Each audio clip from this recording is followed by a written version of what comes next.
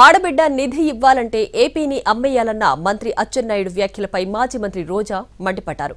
కేవలం అధికారం కోసమే హామీలిచ్చారని విమర్శించారు.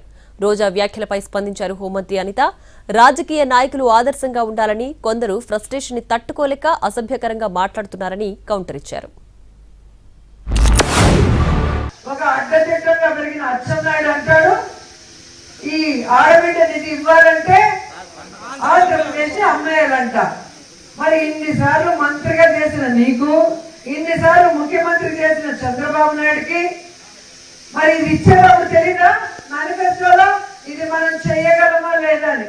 అంటే ప్రజల్ని మోసం చేయాలి, ప్రజల్ని చీటింగ్ చేయాలి, మనం అధికారంలోకి రావాలి కాబట్టి ఏదైనా చెప్పచ్చు అన్న ఒక్క దొంగ ఆలోచనతోనే ఈ మేనిఫెస్టోని మీరు ఇచ్చారని అడుగుతున్నారు. రాజకీయంలో ఉండి చాలా మందికి ఆదర్శప్రాయంగా ఉండాల్సిన రాజకీయ నాయకులు కూడా ఏదో వాళ్ళ తాలూకా ప్రచార ఆర్భాటాల గురించో లేకపోతే వాళ్ళ ఫ్రస్ట్రేషన్స్ తట్టుకోలేకనో నోటికొచ్చినట్టు మాట్లాడడం వల్ల జరిగేది ఏంటంటే వాళ్ళ మీద సింపతి వస్తుందని వాళ్ళు అనుకుంటారు, కానీ ఒక రకమైన ఏహ్య భావం అన్నది ప్రజల్లో కలిగే పరిస్థితి కనిపిస్తూ ఉంది.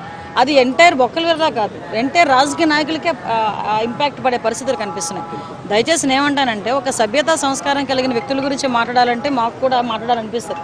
అటువంటి సభ్యతా సంస్కారం లేని వాళ్ళ గురించి మేము ఎక్కువగా మాట్లాడడం